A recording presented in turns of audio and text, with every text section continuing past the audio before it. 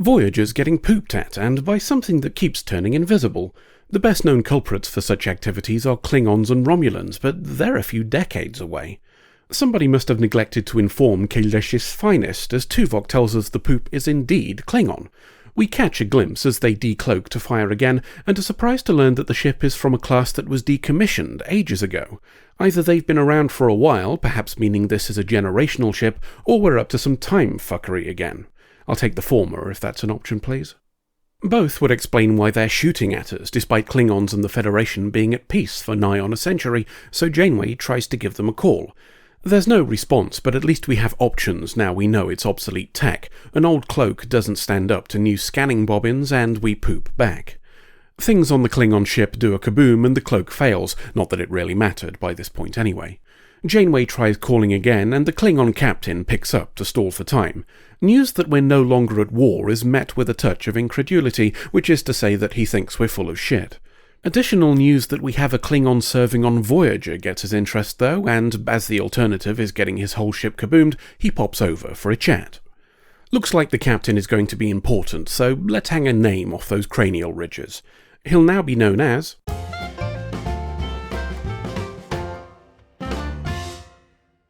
Iranu Uvavu, offered by Lieutenant Sam Vimes.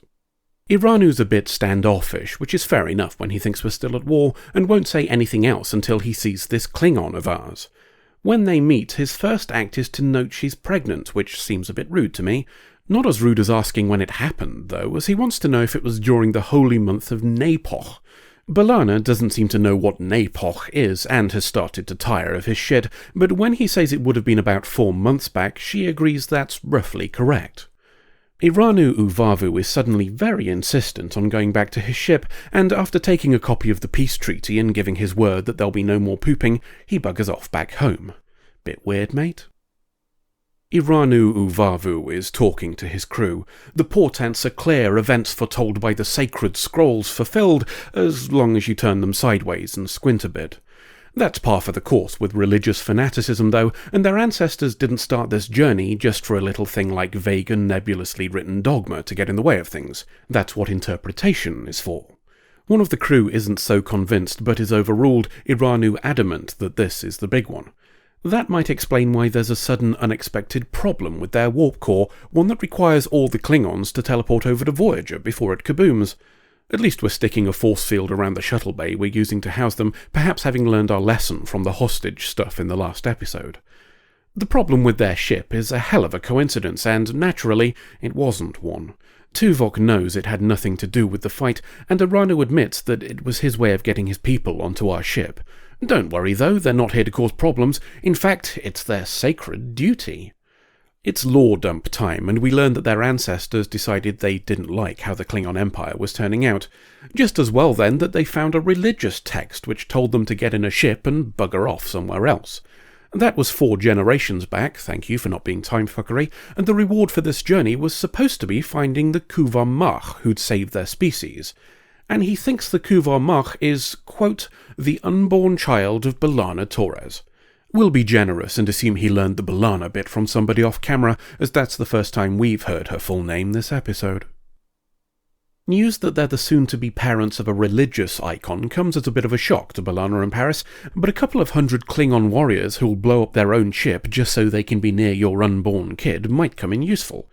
Tuvok's a bit worried about security, but what can we do? We'll try to keep them out of areas that could end up murderizing everybody on board, and he's sticking a guard on B'Elanna just in case, but other than that, Janeway wants to make them feel welcome. That means Klingon food, fighting in the mess hall, Kim getting propositioned, and Neelix moving in with Tuvok so a Klingon family can have his quarters. It also means B'Elanna gathering a crowd whenever she's outside of restricted areas, so she's taken to teleporting where she needs to go. Avoiding them for the next 20 years isn't going to be quite so easy, not least of which because Janeway arrives and tells her that some of them have gone on a hunger strike until B'Elanna talks to their leaders. We'd best get this over with. Iranu Uvavu is pleased to see her, but the naysayer from earlier hasn't changed his mind and throws in a bit of eugenics just to prove that he's a cunt before stomping off. As far as first meetings go, it could have ended better, and Iranu wants to have a chat with us alone. See, he's not that arsed about the prophecy at all. All he knows is that they found someone who will fit the role, and after a 100-year journey through 4 generations filled with nothing but unpleasantness and disappointment, he's seizing the opportunity with both hands. All we have to do, Iranu says, is convince his people that baby Lana is the chosen one, and then we can tell them all to settle down on a planet somewhere and let them build a new Klingon empire. Or get fucked up by the Borg when they come knocking, but that won't be our problem. Both B'Elanna and Janeway aren't fond of the idea of lying to his people, but Iranu explains the alternative is going to be worse. If they decide he was wrong or that the scrolls were bullshit all along, there'll be 200 rather upset Klingons on Voyager looking for something to kaboom. Time for a bit of creative interpreting. If we can make enough of the comments in these scrolls line up with B'Elanna's life, that might be sufficient to convince their council. Lucky for them, then, that the scrolls were written with all the clarity of your average horoscope, meaning they can apply to just as many people. As they take a break, Iranu notes that B'Elanna's quarters don't carry any traditional Klingon decor, like swords or bloodstains or the skulls of slain enemies. Perhaps a little embarrassed, she allows herself to be involved in a prayer for the dead instead, something she hasn't done since she was a child. Things are a bit difficult for other people too, Kim being one of them. He's taken a bite to the face from his unwanted admirer, that being the Klingon equivalent of sending chocolate and flowers, and the doc takes a bit too much pleasure in treating him. As the alternative to mating would be killing her in battle, he also gives Kim a permission slip for sexy times with aliens, a nice callback to the episode where Kim caught space crabs because he couldn't keep it in his undercrackers. I suppose we'd best try and convince the council that B'Elanna is the real deal. Exaggerated stories of combat go down well enough with most, but Eugenics Guy, the one who's been an asshole all along, calls bullshit and says all this is from Iranu. A comment about her fidelity gets Paris involved, which seems to have been the point. Eugenics Guy makes a challenge to the death, and left with little choice, Paris accepts. B'Elanna's not impressed and thinks this whole thing's getting out of hand. Janeway's got a solution though, and one that'll involve Paris still getting the shit beaten out of him, so that's nice. We invite Iranu Uvavu and Eugenics Guy in, and Janeway explains to the latter that Paris had no authority to accept a deathmatch, presumably because she's the only one allowed to kill people in Starfleet uniforms on Voyager. But that doesn't mean there can't be a fight. She's happy to let Eugenics Guy stomp Paris, as long as it's not to the death. Iranu suggests a gentleman's bout with blunted weapons, the winner to be decided by 3 knockdowns. I'd argue a bat'leth is still pretty fucking pointy even when it's not sharp, but this is Paris, so bollocks to it. It's this or nothing, so Eugenics Guy agrees, and Iranu begins training Paris himself. Kim's dealing with his conflict slightly differently, namely by living in the Jeffries tubes until his would-be mate gets the message and buggers off. Neelix has an idea, though. As she appears, he grabs hold of Kim and threatens him before telling him to run off. She's suitably impressed and has forgotten all about Kim in favour of Neelix. Maybe she wouldn't be so interested if she knew his last love interest got stabbed, and the one before that turned into pure energy, then went on a murder spree when she decided she didn't like it. Speaking of murder sprees, it's fight time. The doc's in attendance, his confidence in the safety of blunted weapons being about as low as my own. Fighting happens, and we piss away a good minute of the episode watching 2 people swing either rubber, plastic, or urethane at each other. I'm sorry I can't give you a definitive answer on what they're swinging, but various prop stores list the materials of screen-used stunt bat'leths differently. Yes, I looked into it, because, of course, I looked into it. That said, a little research tells me that urethane, which is also called polyurethane, spans the properties of both rubber and plastic. Foam polyurethane is also called foam rubber, so if I had to make a guess, I'd probably put my money on them being made from urethane. And no, the Star Trek Aliens and Artifacts book about makeup and props doesn't say what they're made from either, because I checked my copy. Your Patreon dollars at work. Back to the fight, and the winner, in the end, is nobody. Eugenics Guy gets a bit out of breath and falls over. This, it would seem, is not entirely unexpected, as Iranu Uvavu says it's something called the Neret. The Neret, we discover, is a virus that targets Klingons. Our teleporter would normally detect and filter out such things, but this lies dormant and hides itself, so we'll give a point to the writers for covering their asses. They've all got it due to it being contagious, and now so have B'Elanna and baby Lana because nobody thought to mention it. Dickheads. Eugenics Guy decides he's leaving sickbay and says it so he can prepare for death, but that's not the only reason. He also wants to talk to the Council, as he thinks B'Elanna and Baby Lana contracting the virus means they can't be the chosen ones they're looking for. Not everybody will be convinced by this, so Eugenics Guy doesn't plan on giving them a choice, which is why he's going to take over the ship. We've arrived at a planet suitable for life, with the intention of telling our Klingon guests that it is the Kuva Mach's will for them to settle here and have lots of little Klingon babies to make a new empire. Eugenics Guy arrives to help with the planning because he's seen the light, and definitely not as part of his plan to take over the ship. As his fellow conspirators are learning all about our teleporters, data that we apparently just hand out like fucking candy, B'Elanna is called to sickbay. The doc may have found something important. Let's hope it's not affected by the onset of violence. Chakotay and Kim are taken down along with a very surprised security guard and Iranu Uvavu. Eugenics Guy and one of his conspirators teleport them down to the planet and try to grab the bridge crew to do the same. The pooping has been detected though, and we've stuck a force field that prevents teleportation up around the bridge. I'd have put it around the teleporter room myself, but I guess thinking like that is why I'm not in charge of Starfleet security. Other crew members are teleported down to the planet, and wouldn't have been if they'd followed my idea, but they still can't get through to the bridge due to the force field that prevents teleportation. The solution, apparently, is to teleport themselves through the force field that prevents teleportation, because that is a thing that makes sense and nobody should raise any questions. It's a shit plan anyway. Janeway's habit of stashing guns all over the ship proves to be useful once again, and Eugenics Guy and his mates get all pooped up. Worst Klingons ever. Just as well that Janeway declined Eugenics Guy's request for a warrior's death, as he'd have looked pretty silly now that the docs found a cure for the Neret that was killing him. Even more conveniently, the cure was created by using goop from Baby Lana, meaning she's now literally their saviour. The conflict between the two crews has apparently gone unnoticed by some. At least I assume that's why Neelix and Kim's former admirer were using Tuvok's quarters for some very energetic sexy times. On the plus side, this does mean that Neelix's food is now only the second most unpleasant biohazard that he's created on the ship.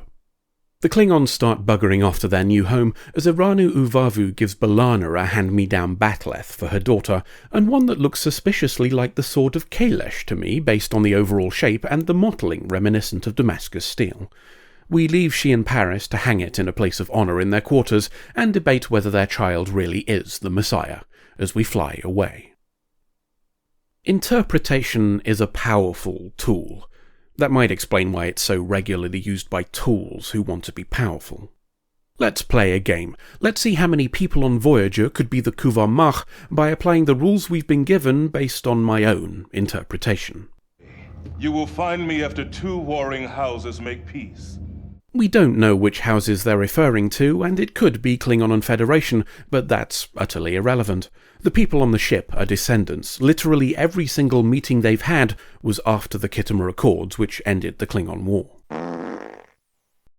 You will know me before I know the world. Well, that all depends on what you mean by the world, doesn't it? Is it Earth? That could eliminate a fair portion of the crew when you consider Starfleet Academy is in San Francisco. Is it Kronos? The only person on the crew we have concrete evidence of knowing that world is B'Elanna, her having lived there for a time after her shit dad left. But this is up to me, so I'm choosing a slightly different interpretation. In 2007, the Discovery Channel aired a science fiction docudrama called 2057. It attempted to imagine what life would be like 50 years later, and the third and final episode in the series was called The World. Paris likes his old media, but this is an obscure series for an obscure network some 50 years later than the period he's interested in. It was also made 6 years after this episode of Voyager. Whichever way you slice it, we can probably assume that nobody on the ship knows the world. Did you conceive during the holy month of Napok? We're not told if this was a requirement or just him being a nosy prick. I'm choosing to interpret the latter. The scrolls instruct us to follow her wherever she goes. Finally, something that cuts out a fair portion of the crew, right? Wrong, ye filthy heathens. She could be referring to Voyager itself, naval tradition generally applying she/her pronouns to ships. As the crew will be staying on Voyager, that's a fair conclusion as far as I'm concerned, and I'm the one doing the interpreting. It is written that the mother of the Kuva Mach would be an off-worlder. Well, everybody's an off-worlder for the overwhelming majority of planets in the universe. I don't even have to bullshit this one. It also says that you would have lived a life of solitude and endured many hardships. We're all islands in our own way, and life itself is pain. I'm supposed to have won a glorious victory against an army of 10,000 warriors. Human ejaculations generally carry over 1 million sperm, usually several million. Assuming something similar for other species, that means the parents of each crew member won a glorious victory. Artificial insemination, they won by being selected. It is also written that the father of the Kuva Mach will be an honorable warrior. Well, don't we all bravely fight the inexorable march of time? I'm getting the hang of this now. But the scrolls say the Kuva Mach is younger than old age. And stronger than sickness. None of the crew are as old as the universe, and none of them have died from sickness. My conclusion is that every member of the Voyager crew is the Kuva Mach, and if you want to go further and note the scrolls don't say it'll be a person, Voyager herself is also the Kuva Mach. And before you argue she hasn't got a mother, she was born of the Federation, or the Designers, or the Utopia Planitia shipyards. In fact, those shipyards are literally off-world, being in orbit around Mars. Could that really be just a coincidence? What I'm saying is that if you create a culture that devotes itself to interpretation of something written hundreds or thousands of years ago without consideration for what's changed since, then it's very easy for people who don't care about the principles of that text to do whatever they want through interpretation. I'll let you, the viewer, decide what real-world reference I'm making there, as it's really rather depressing to consider just how many options there are. At least Iranu Uvavu is honest about the fact that he's just bullshitting to end their journey. That places everybody else in the awkward position of being complicit in his deception, but we're hardly squeaky clean ourselves, are we? I'm a little disappointed that we didn't touch more on the ethics behind this. The Klingons involved may feel that they're defined by the search, and Iranu's unilateral decision to end it for them could be considered the act of a dictator. Was he really just hoping to give them a better future, or did he want to be the last captain of the Exodus, songs of him discovering the Kuva Mach sung for generations to come? We go for the easy ending instead, everything wrapped up neatly and no real reason to ever think about it again. That's in keeping with how Voyager usually treats stories, and I'm no longer surprised by it, but I'd have liked us to have asked ourselves if what we did was really in their best interests.